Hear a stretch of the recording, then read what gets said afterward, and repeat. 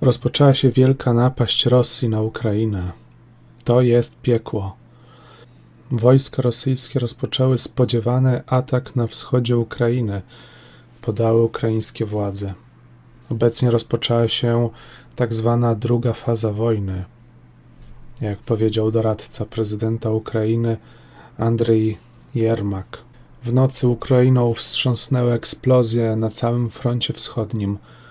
Ukraińskie media poinformowały o serii bombardowań, w tym ciężkich, we wschodniej części obwodu donieckiego oraz o ostrzale w Marynce, Słowiańsku i Kramatorsku.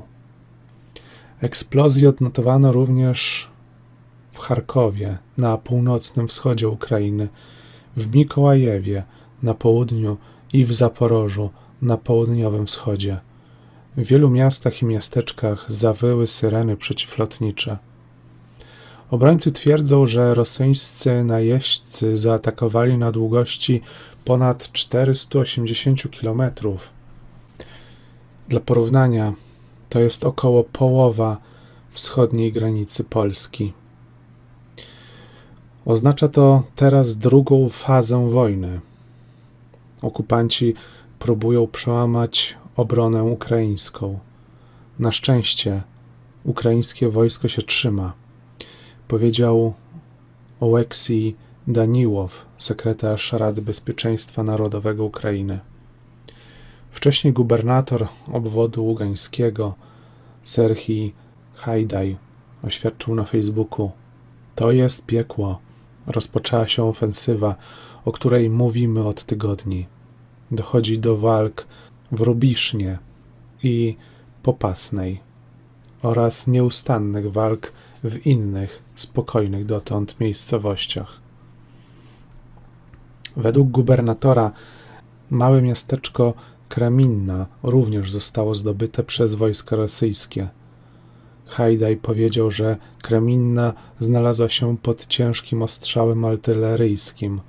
W płomieniach stanęło 7 budynków, a ostrzał objął także kompleks olimpijski, w którym trenowali ukraińscy sportowcy. Rosjanie zdobyli to miejsce po zrównaniu wszystkiego z ziemią, powiedział Hajdaj ukraińskiej telewizji. Wyjaśnił, że nie ma sensu pozostawać tam i być może ginąć, nie wyrządzając wrogowi żadnych szkód. W związku z tym jego ludzie wycofali się i przegrupowali, aby walczyć dalej, powiedział. Według Hajdaja podczas próby ucieczki z Kreminnej rosyjscy żołnierze zabili 4 cywilów.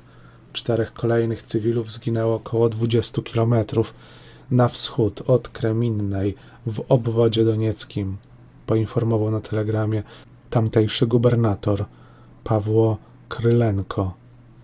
Kreminna znajduje się około 50 km na północny wschód od Krematorska, stolicy kontrolowanych przez Ukrainę terenów Donbasu. Inne części regionu są od 2014 roku kontrolowane przez prorosyjskich separatystów. Zdobycie kolejnych części Donbasu pozwoliłoby Rosji na stworzenie południowego korytarza do zaanektowanego w 2014 Półwyspu Krymskiego. Tymczasem prezydent Ukrainy Wołodymyr Zełenski już w poniedziałek wieczorem powiedział, że Rosja rozpoczęła spodziewany duży atak na wschodnią Ukrainę. W poniedziałek wieczorem w wystąpieniu wideo powiedział: możemy teraz powiedzieć, że wojska rosyjskie rozpoczęły bitwę o Donbas, do której tak długo się przygotowywały. W tej ofensywie bierze udział duża część całej armii rosyjskiej, powiedział.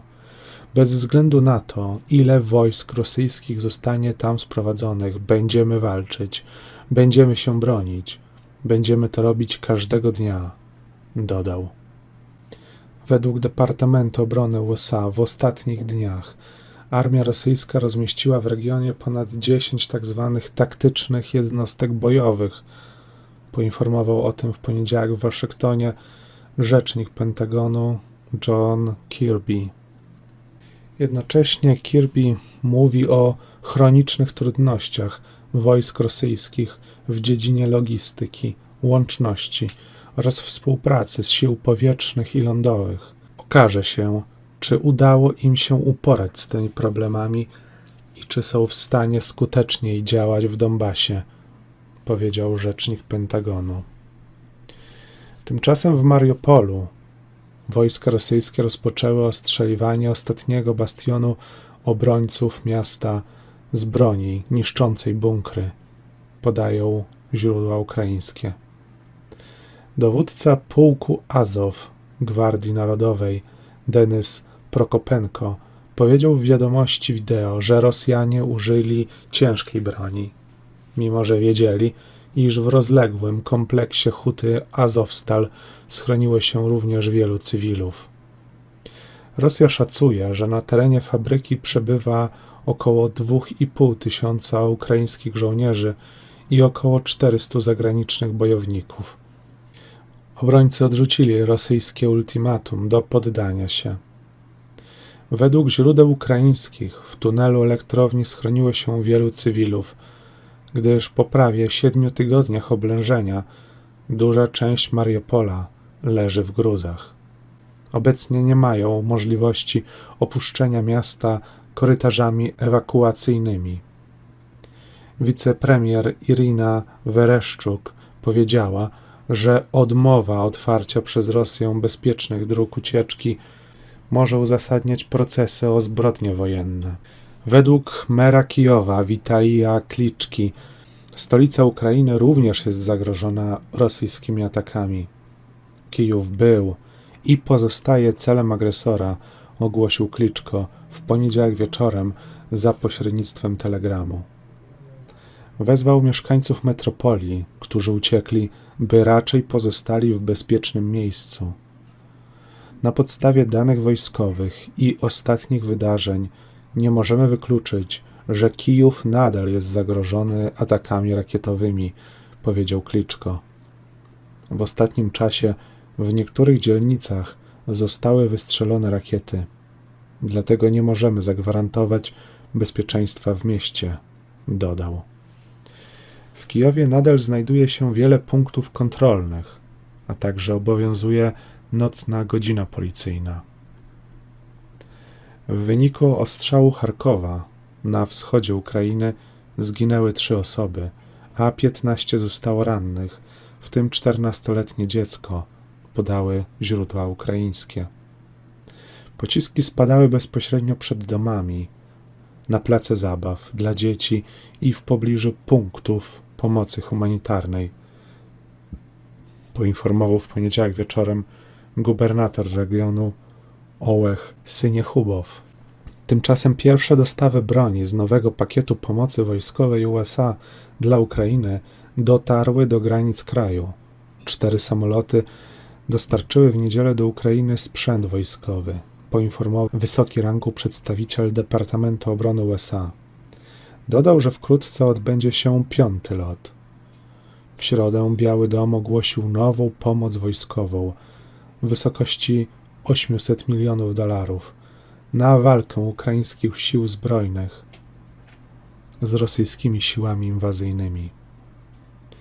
Nowy pakiet pomocy obejmuje 18 155 mm haubic, 200 transporterów opancerzonych M113, 11 śmigłowców Mi-17, 100 dodatkowych pojazdów opancerzonych oraz amunicję artyleryjską. Rzecznik Pentagonu John Kirby powiedział, że amerykańscy żołnierze stacjonujący na wschodniej flance NATO powinni rozpocząć szkolenie ukraińskiego personelu wojskowego w zakresie obsługi 155 mm haubic w ciągu kilku najbliższych dni. Jest to pierwszy przypadek dostarczenia tej broni na Ukrainę przez USA. Tymczasem Biały Dom ogłosił, że prezydent USA Joe Biden nie planuje podróży do Ukrainy. Rzeczniczka Bidena Jen Psaki potwierdziła, że nie ma takich planów. W wywiadzie udzielonym w niedzielę amerykańskiej telewizji CNN szef państwa ukraińskiego Wołodymyr Zełenski wyraził oczekiwanie, że prezydent USA odwiedzi jego kraj. Według komunikatu Waszyngtonu USA chcą w zamian wysłać do Ukrainy innego przedstawiciela wysokiego szczebla. Prawdopodobnie będzie to sekretarz stanu Antony Blinken lub sekretarz obrony Lloyd Austin.